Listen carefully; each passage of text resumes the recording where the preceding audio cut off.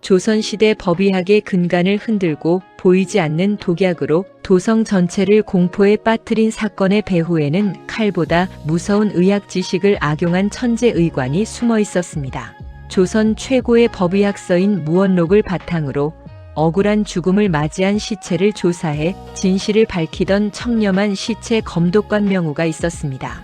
그는 시체에 남은 작은 상흔 하나, 혀의 색깔 하나 놓치지 않고 억울한 백성들의 누명을 벗겨주어 도성에서 살아있는 염라대왕이라 불릴 만큼 존경받는 인물이었습니다. 하지만 왕실 내의원 조재실을 총괄하며 임금의 약을 짓던 수석의관 윤대감의 마음속에는 시커먼 탐욕이 자라고 있었습니다. 윤대감은 청나라의 거대 밀수꾼들과 결탁하여 먹어도 아무런 흔적이 남지 않는 기이한 무색무취의 독약을 도성 전역의 고리대 금업자들과 악덕 상인들에게 비싼 값에 팔아넘기는 거대한 독약 밀매 조직의 우두머리였습니다.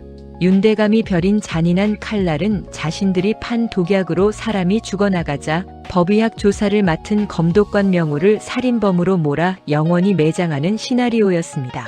윤대감은 명우의 조수이자 가난한 의원인 석필을 거액의 황금으로 매수했습니다. 그리고 독약으로 사망한 시체의 진짜 검안서를 훔쳐내고 명우가 시체를 칼로 훼손하여 독약 흔적을 강제로 만들어냈다는 정교한 가짜 수사보고서들을 위조해냈습니다. 서류상으로는 정직한 검독관 명우가 시체를 조작해 무고한 상인들을 협박하고 돈을 뜯어내려 한 파렴치한 범죄자가 된 것입니다.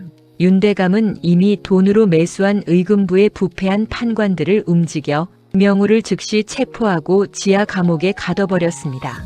의학 지식과 위조된 검안서가 사람을 살리는 도구에서 사람을 도륙하는 칼날로 변한 순간이었습니다. 도성의 모든 시체 검사관들이 윤대감의 권력 앞에 숨을 죽이고 명우가 처형당할 날만 기다릴 때 은거 중이던 천재 외지부 민우와 그의 단짝 소문꾼 지수가 이 음산한 의학 사기극의 배후를 캐기 위해 나섰습니다. 민우는 감옥에 갇힌 명우를 은밀히 면회하여 위조된 가짜 검안서의 사본을 분석했습니다. 그리고 윤대감이 조작한 서류 속에서 결정적인 허점을 찾아냈습니다. 조작된 보고서에는 사체가 은독에 반응하여 검게 변했다고 적혀 있었으나 정작 윤대감이 유통한 독약은 특수한 한약재인 초호와 비소가 섞여 은비녀에는 절대로 반응하지 않는 성질을 가지고 있었던 것입니다. 의학적 진실은 서류로 가릴 수 없는 법이었습니다. 마지막 결전은 의금부 국청 마당에서 임금의 특사가 지켜보는 가운데 열렸습니다. 매수된 조수 석필은 판관들 앞에서 명우가 시체의 목을 졸라 강제로 흔적을 만들었다며 거짓 증언을 늘어놓았습니다. 명우의 목에 칼이 들어오기 직전 외지부 민우가 당당하게 마당 한복판으로 걸어들어와 윤대감의 내의원 비밀 약재 창고에서 확보한 진짜 독약 배합 장부와 진짜 검안서를 폭로했습니다. 동시에 지수가 윤대감의 밀수선에서 압수한 청나라에서 들여온 특수 독약 괴짝들을 마당에 내던졌습니다. 민우는 그 자리에서 은비녀가 아닌 특수한 약초 달인 물을 사체에 떨어뜨려 윤대감의 가짜 검안서가 완벽한 거짓이었음을 과학적인 증거로 증명해냈습니다. 자신이 가진 궁중 의학 권력과 위조 서류로 진실을 묻으려 했던 윤대감과 매수된 판관들은 핏기가 가신 채 그 자리에서 무릎을 꿇었습니다. 사람을 살리는 의술로 백성을 죽이고 법을 기만했던 악인들은 즉시 포교들에게 추포되어 처참한 최후를 맞이했습니다.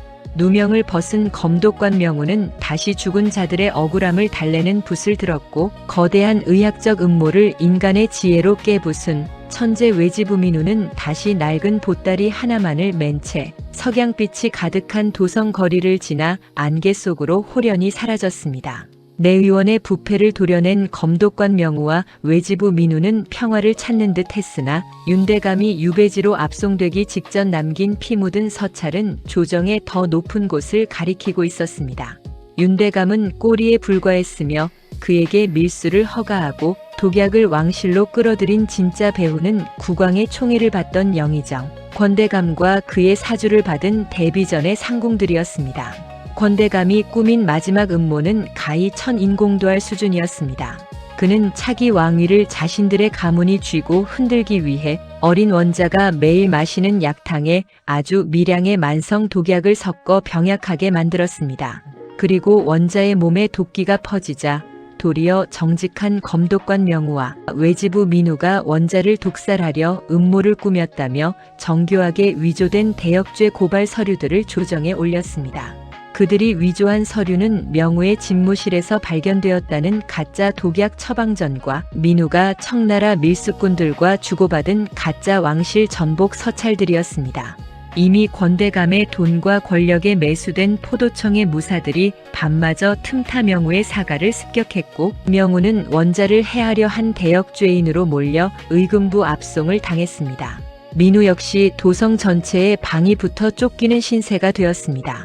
도성 전체가 원자의 독살 소문으로 발칵 뒤집히고 세상을 구했던 외지부가 역적으로 몰린 절체절명의 순간 민우는 도망치는 대신 정면 돌파를 선택했습니다.